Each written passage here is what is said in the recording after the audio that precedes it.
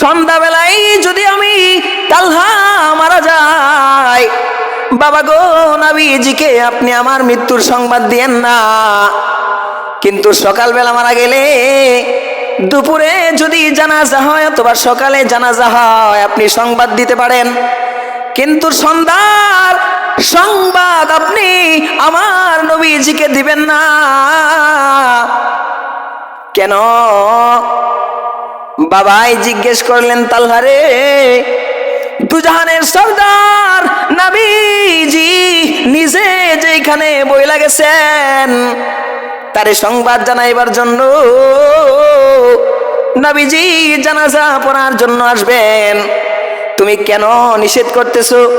তুমি কেন বারণ করলা রে সন্তান? বাবার কথার জবাবে বলে, ও আমার বাবা আলাইহিস সালামের ছোট্ট একজন সাহাবী হযরতে তালহা ইবনে বারা রাদিয়াল্লাহু আনহু নবীজির দরবার থেকে দোয়া নিয়ে বাড়িতে চলে গেছেন। নবীজির দরবার থেকে যাওয়ার পরে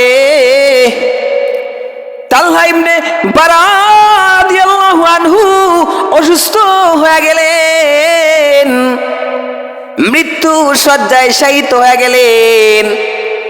নবীজি আলাইহিস সালাম তালহার বাড়িতে তাকে দেখার জন্য হাজির। হাইরে, ছোট্ট একটা সাহাবীর জন্য বাড়িতে গেলেন, দেখার জন্য গেলেন।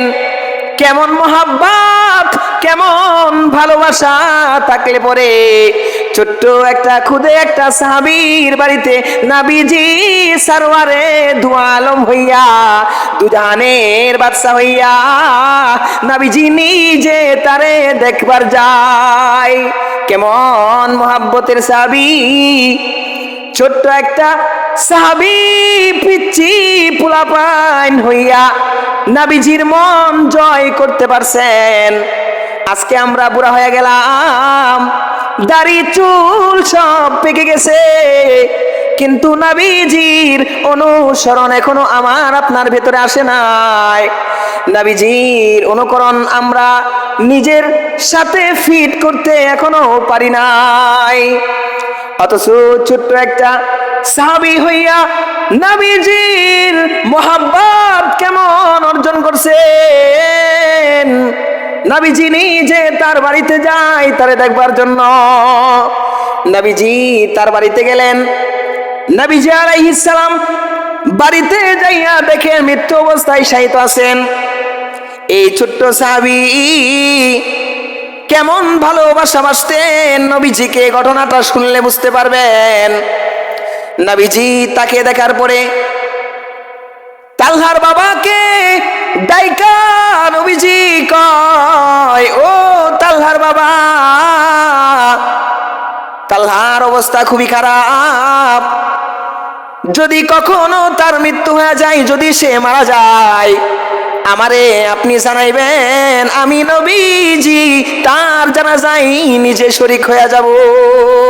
নবীজি ওসিয়ত করে গেলেন। নবীজি এই কথাটা বইলা চলে গেলেন। যাওয়ার পরে ছোট্ট খুদে সাহাবী, এমন ছোট্ট সাহাবী ছোট্ট হইলেও তার মেধা, তার বুদ্ধি কোন জায়গায় কাজে লাগাইছেন চিন্তা করে দেখুন ভাই। ওই ছোট্ট তালহা বলে, বাবা গো নবীজি বইলা গেছেন আমি মইরা গেলে যেন তারে জানানো হয়, কিন্তু বাবা আমিও একটা কথা বলি, আমি যদি সকালবেলা মারা যাই, সন্ধ্যা বেলায়ও যদি মারা যাই, উভয় অবস্থায়ও তো মারা যেতে পারি, যে কোনো এক অবস্থায় মারা যাব। যদি নবীজি আমার মৃত্যুর সংবাদ পাইয়া সন্ধ্যা বেলায় যদি আসতে চায় জানাজা পড়ার জন্য, বাবা এই মক্কা নগরীতে নবীজির শত্রুর কোনো অভাব নাই। নবীজি আলাইহিস সালামকে সন্ধ্যাবেলায় পেয়ে শত্রু বাহিনী নবীজির উপর আক্রমণ করতে পারে, নবীজি আঘাত প্রাপ্ত হয়ে যাইতে পারে। বাবা গো, আমার কারণে যদি আমার নবীজি আঘাত প্রাপ্ত হয়ে যায়, আমার কারণে যদি নবীজি কষ্ট পায়, তবে হাসরের দিন আল্লাহর সামনে আমি তালহা কি জবাব দেব? বাবা গো, এজন্য সন্ধ্যেবেলায় যদি আমার জানাজা হয়, আপনি আমার নবীরে কিন্তু জানাইবেন না। ঘটনাক্রমে তালহার মরণ হইল সন্ধ্যেবেলায়। ওই সন্ধ্যেবেলায় নবীজি আলাইহিস সালামকে জানানো হলো না। সন্ধ্যেবেলায় যখন জানাজা উপস্থিত হলো, বাবা কিন্তু সন্তানের জানাজায় নবীজি উপস্থিত হওয়ার জন্য নবীজিকে জানান নাই। পরে অন্য এক সময় নবীজি তালহার কবর জিয়ারত করার জন্য যখন গেলেন, যাইয়া জিজ্ঞেস করলেন, ও তালহার বাবা, আমি তো বলছিলাম তালহার যখন মরণ হবে আমারে কিন্তু জানাইবা, আমি তালহার জানাজায় উপস্থিত হয়ে দোয়া করব, কিন্তু জানাইলা না, কারণ কি? বাবা ডাইকা কয়, নবী হে, আমার তালহা আপনাকে এত পরিমাণে ভালোবাসেন, এত পরিমাণে মহব্বত করতো,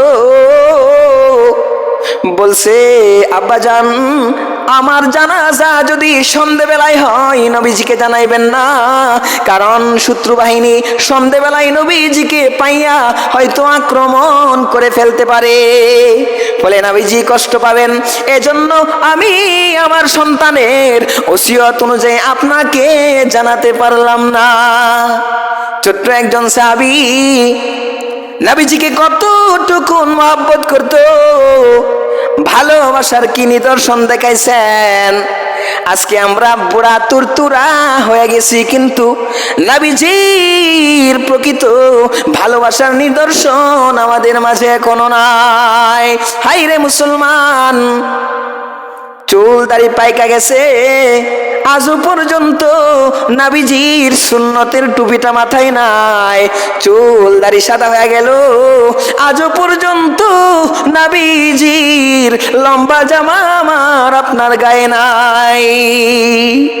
এজন্য আসুন এই ছোট্ট সাহাবী থেকে আমরা সবক হাসিল করি, শিখি কেমন ছিলেন ছোট্ট একজন সাহাবী। আজকে আমরা